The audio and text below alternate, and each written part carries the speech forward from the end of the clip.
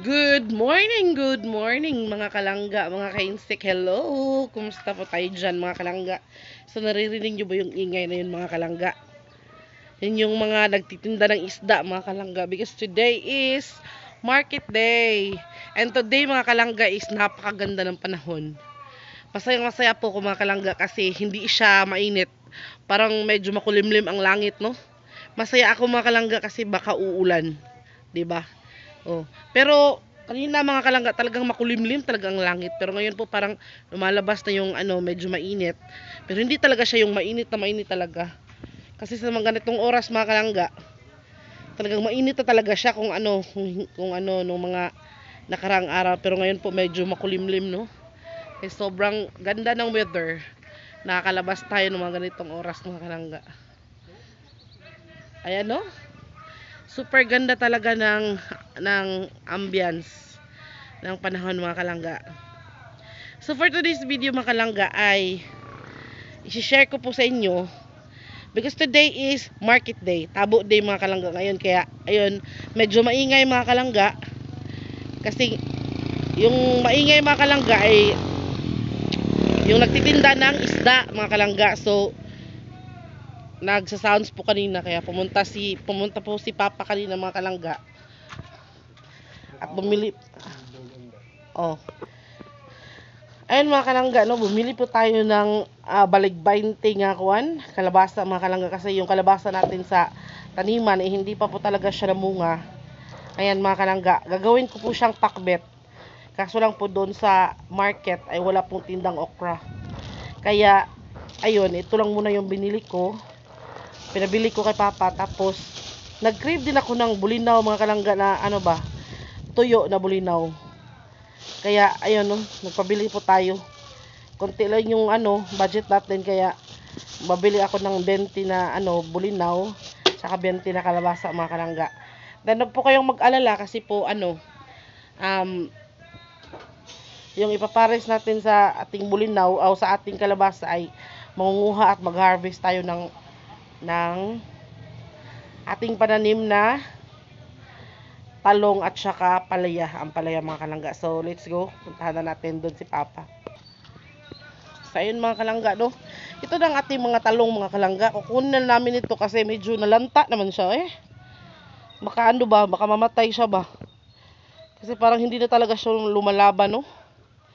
Parang hanggang dito na lang muna siguro yung kanyang buhay mga kalangga, no.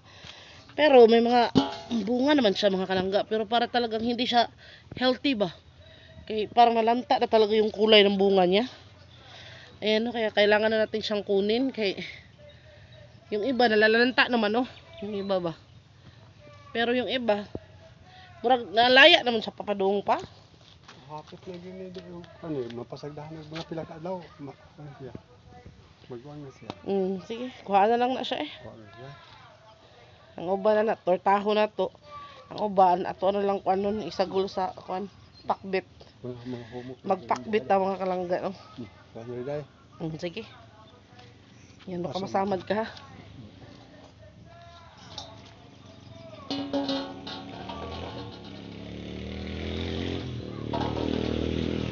Ayan.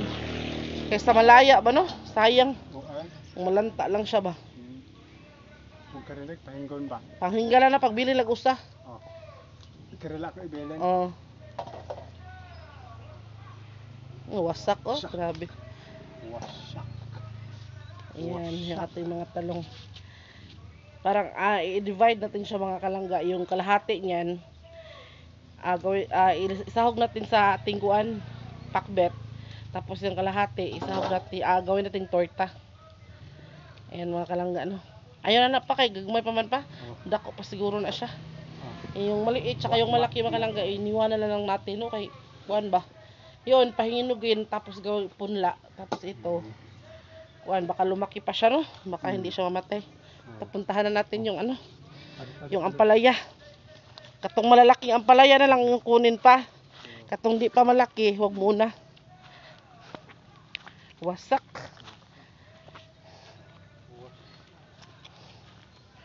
Ayan. Maraming mga nagsusulputang bunga mga kalangga, sa ampalaya, Mahala din sa kilo din ni day ay. Oo, mahal. Sus sa kagatas ako karog ikutan na si kuan. Mahal. Samot karon pa kay kuan. Oo. Init ba? Sige. Why? Wa kayo namunga. Usa kagatas ay ang panday ay. Kana lang pa, dagko-dagko pa eh. Oo. Kana lang. Pero day. Oh, kanang duha lang. Oo. Kay sagol na nato sa kuan pakbit. Yan.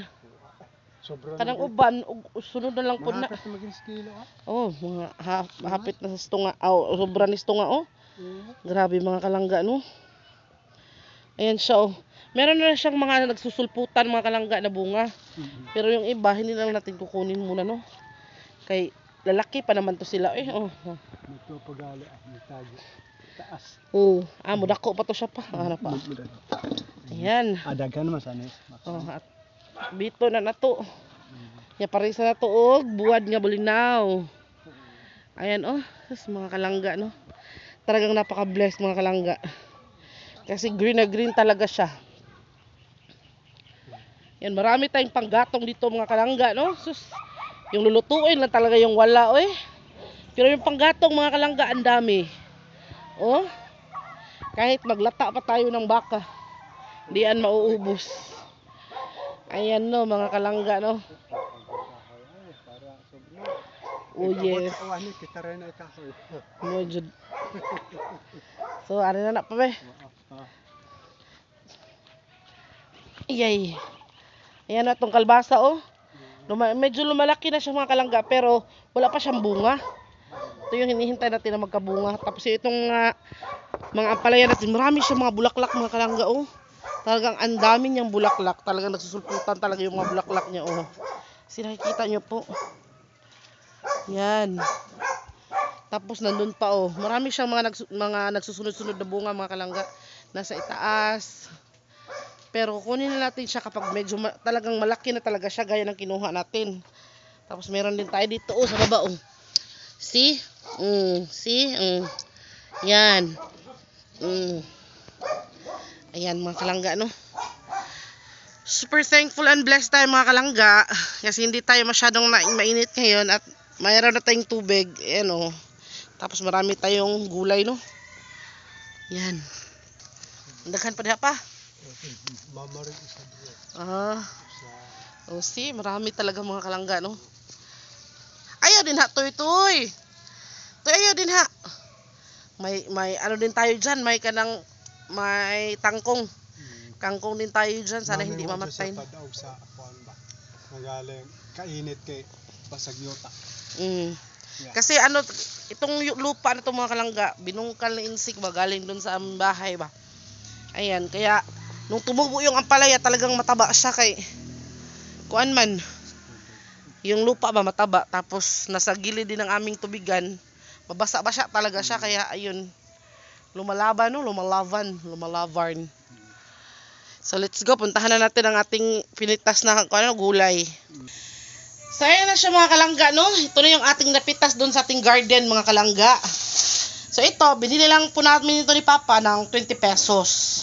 Kasama nung tuyo na na bulinaw. Tapos ito mga kalangga, di ba ang laki? Yan. Galing to sa ating garden mga kalangga oh. Ang laki. Tapos yan, pinitas din po namin yan oh. Hoy, bata. Bata ko. Namitas ka din bata. Si Sphinx po yan mga kalangga. Baby. Ayan oh. Gusto ko mo kumain ng pakbet. Gagawin natin itong pakbet mga kalangga. Ayan oh. Di ba ang tataas ng ampalaya? Kumuha ng dalawa lang no, hindi natin inubos yung bunga kasi lalaki pa po yun mga kalangga. Tapos yung ating talong mga kalangga, hinarvest na lang natin no, kay parang hindi naman siya lumaki mga kalangga, parang ganito na lang talaga siya kalaki ba. Kasi parang nalalanta na yung iba ba. So ayan po siya no, yung harvest natin sa ating mga talong. Sana po hindi pa siya mulurag tanan ba, hindi pa mamatay yung ating kuan ba, yung ating punuan, kasi maliliit na lang talaga siya.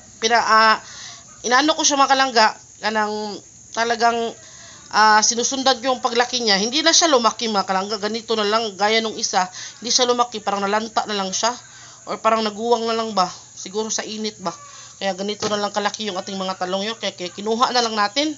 So, i-count natin 1, 2, 3, 4, 5, 6, 7, 8, 9. So, yung parang yung 4 or 3 mga kalangga gagawin at pampakbet, pang sahog sa pakbet.